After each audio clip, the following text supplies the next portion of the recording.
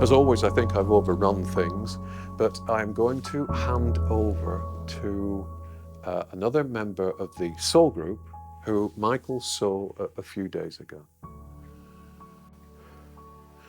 Uh, and if PG will let me just sort of semi come back to my senses for a moment, I should explain that um, Jane and myself were talking about age and about the illusion of age a few days ago. And as we were doing so, suddenly, vividly in front of me, I could see a Native American gentleman who I believe now, because he's talking to me, was in his 80s at the time as he showed me a picture of himself. And he looked wonderful. He had a red shirt on, he was tanned, and he had the wrinkles of age, but the vitality of his spirit shone out from him. And I knew that he was one of the people who wanted to speak at some point uh, to a greater audience from the Soul Group. And so I can see him at one side, and I've got to allow him to uh, overshadow me, to take me over again. I'm delighted. I'm delighted to be able to speak to you. I am absolutely delighted. I have witnessed the communications take place over many years. And I've wished to bring through joy and to talk specifically about seeking connections. You've just been given an address about guidance. I want to talk about opening the door to greater consciousness. And I'd like to show you two doorways. And there's a right doorway and there's a wrong doorway. And both of them lead to spiritual consciousness, but not necessarily positive spiritual consciousness.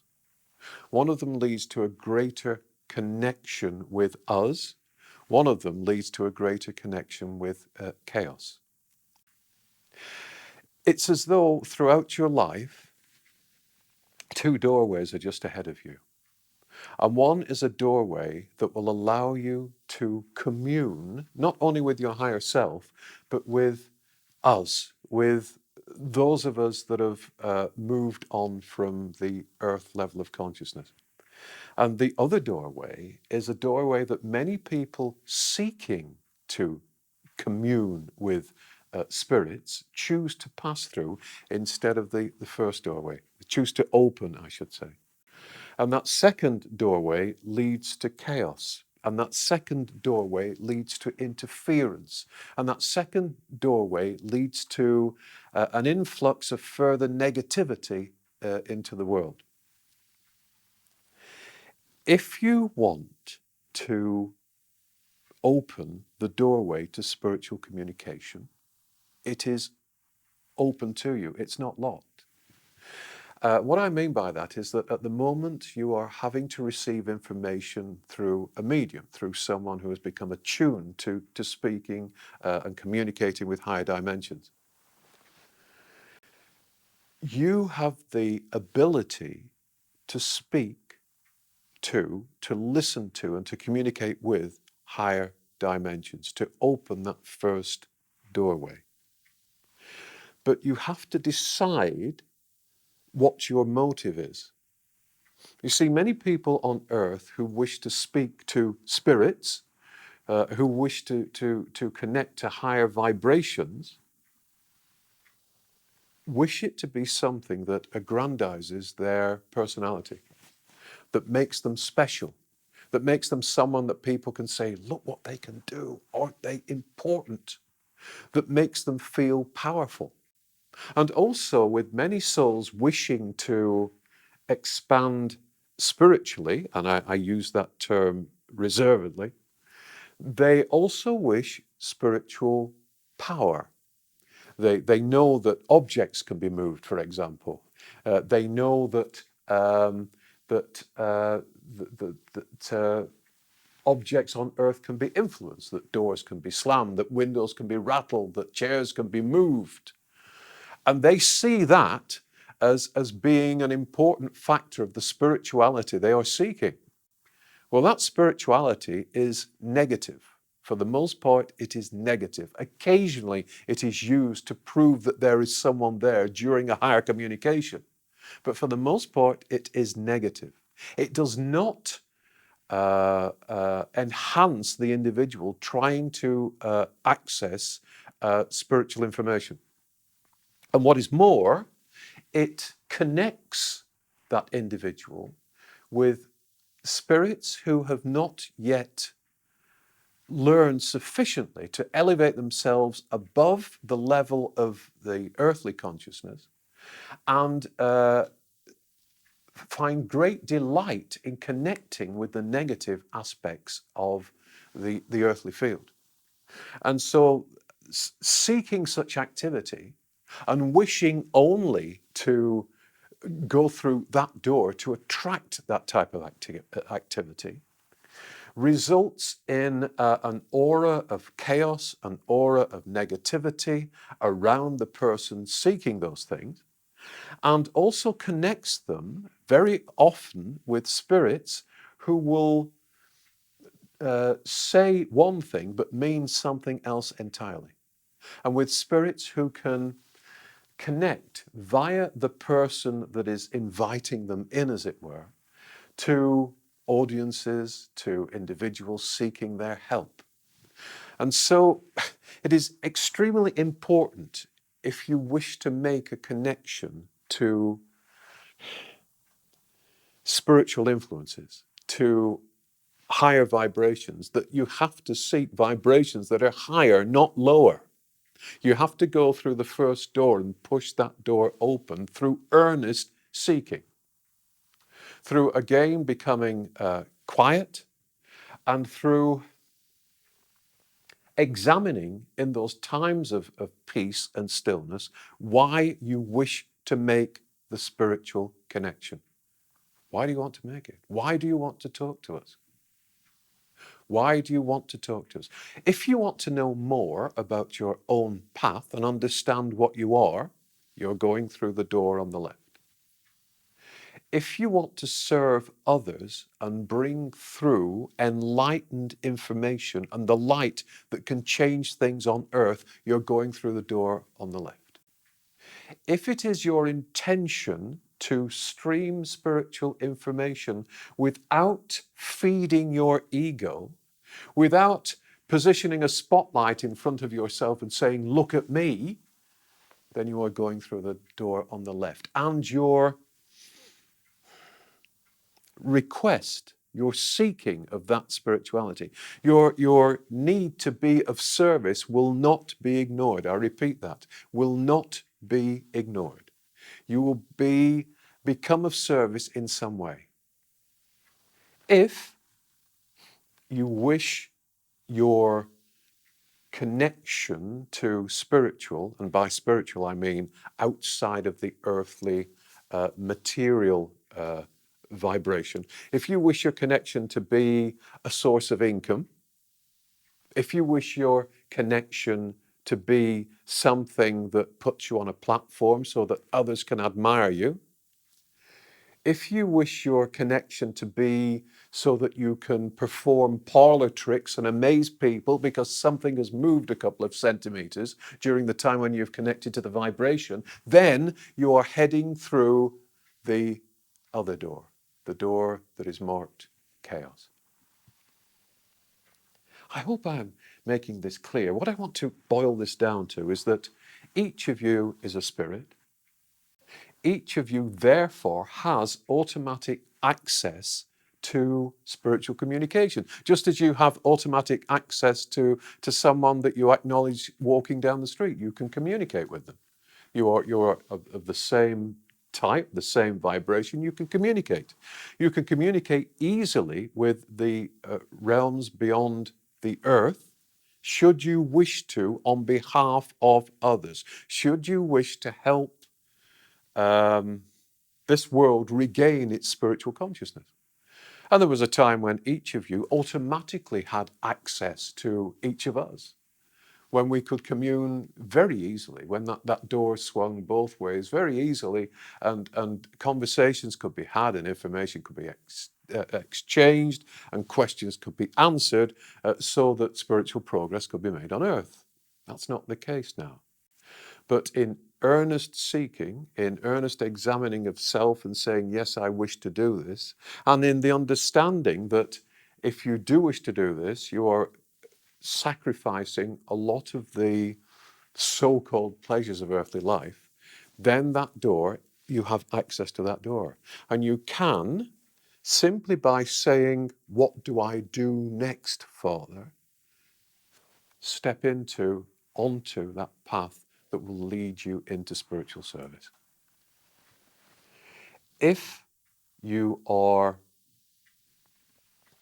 looking at spiritual communication as an entertainment, as an add-on to your earthly life that will give you respect, as something that you would love to have access to because you can wield power, you can do spooky things, then you are heading for the other door.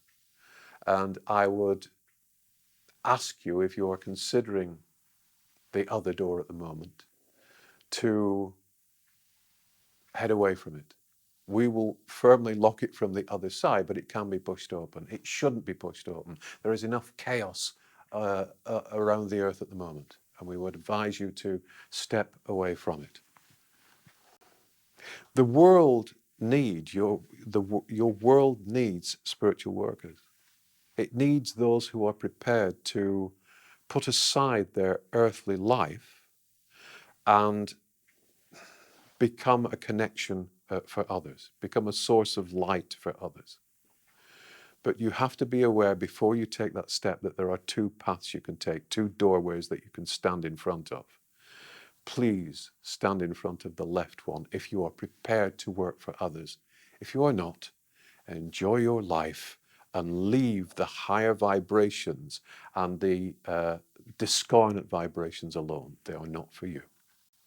Now, before I go, Michael mentioned the fact that I came through when he and Jane were talking about age. And I came through at that point because we had a very different approach to age than you do at the moment. We looked at our lives as a journey. We knew when that journey was ending, but until it ended, it was still the same journey. Our vehicle might appear different, it might gain lines, but we regarded the wrinkles, they were regarded as a badge of honor, as a sign that this person has gained wisdom. And we saw in each wrinkle and each line a challenge faced and overcome. We saw an aspect of life, of a particular life, ticked off correctly. And we looked at our elders as people that commanded great respect. And we went to our elders when we were uncertain as to what to do next, because we knew that they would have the answer. And we did not, as we aged physically, acknowledge that age at all. We did not acknowledge illness except as an accumulation of negative vibrations that could be dispersed by the elders of the tribe. And so if someone was ill, if someone, for example, had a cancer, we would view that cancer as an invader, as an unwelcome passenger as we traveled through life.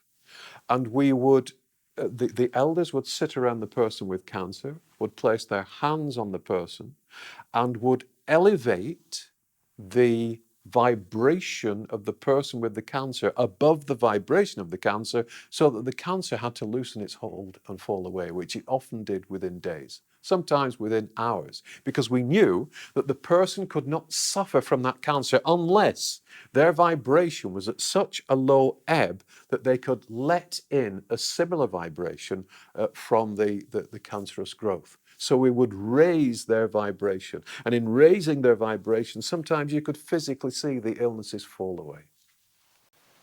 With age, we did not fear death because regularly we communed, as I've been talking about communion today. We would commune with the elders that were on the it existed in the higher vibrations. They would come close to us at times when we prepared sacred days and sacred times, specific times when we would divest ourselves of the earthly vibration of our cares and worries and will connect to higher vibrations to seek wisdom. So we each knew from the time when we could understand as earthly individuals that we were not going to die. We were simply going to go through another doorway. And because we knew and had that connection with higher vibrations, we became aware, on average, about 5 years before we were going to pass over, that we were going to make the transition. And we prepared. We prepared. And because we knew of that imminent or fairly imminent departure, we could put our affairs in order. We would pass on some of the things that we had to our family and our friends. We would make peace with our family and friends. If we had had altercations with anyone, or if there were some grudges that were still being held on to, no matter how minor, we would ask whether we could visit those associates, those friends that we had perhaps got out of step with. We would ask their forgiveness. We would put our arms around them and we would make sure that the vibration between us, the harmonious vibration, was restored before we stepped out of this earthly life. And it was as though we had a body clock that, closer to the time, gave us an exact time when we would step out of the material life, out of materiality. And some of us would choose to go surrounded by family and friends. But some of us, as in my case, considered that this was a very private and sacred moment, and would go out into the fields or out into the forests, and would simply sometimes stand one moment and then in the next moment be back in the spiritual realms with our body having fallen away, like the leaves in the surrounding forest. Or we would sit under a tree and sit in the middle of a field. And sometimes our companion during those dying moments, dying of course only for the earthly body, we would be joined by a buffalo or a deer or a hawk or an eagle that would step through, that would see our safe passage through into the light. The reason I share all this is because when I look at the earth now, I see that old age has become something that it is a monster that is ahead of you. It is something that you worship in a perverse way. I am getting old. I am becoming frail. I can't do this. I can't do that. I am at a certain age. Therefore, this is not available to me. I can't operate on this level. I can no longer function on that level. And I see a vibration that should sustain you until the very moment that you pass over being weakened by drugs and being weakened by perceptions that you are old, that you are useless, that you can no longer function. No, you are meant to function perfectly until you move on. So please consider that. I don't come through to criticize. I come through to say, look, age is an illusion, but age is also a series of medals you can wear proudly on your chest. I've done this, I've done this, I've done this, I'm still here, I've moved on, I've grown, I'm more than I was. And it is only because the world tells you that you have less energy that you believe it and have less energy. It is only because the world tells you that you are ill that you believe it and become ill. It is only because the world tells you that you need to be dependent on certain substances and certain objects as you grow older that you invest in those objects and those substances and you weaken yourself. Don't weaken yourself. No, whether you are 1 year old or 100 years old, you are full of divine energy. And you can use that divine energy right until the end. And by end, I mean a step through that third door into a new existence, not an end, not oblivion, not the shutters coming down, not running out of energy, simply a movement from this world into a better world, into the next world.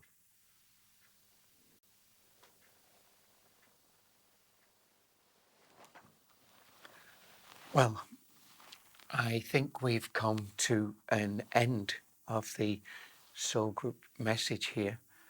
And the beauty of what comes through is just astonishing. And the fact that it's all philosophy is about the process of how we live our lives and the process available to us about how we can live our lives. This again has been amazing, and I can't wait to see this and watch it again. It's a little bit like the philosophy books of the Joseph books. I was there when most of them came through. I've read them and read them and read them and read them. And each time I get something more. And I'm sure today the very factual description of this aspect of life and spirituality will be visited, revisited, not only by me, but I'm sure by you, the viewers. So thank you all for joining us. And I do hope you've enjoyed this amazing speech we've had here today. From Michael and from myself, God bless, and thank you very much indeed. Bye-bye now.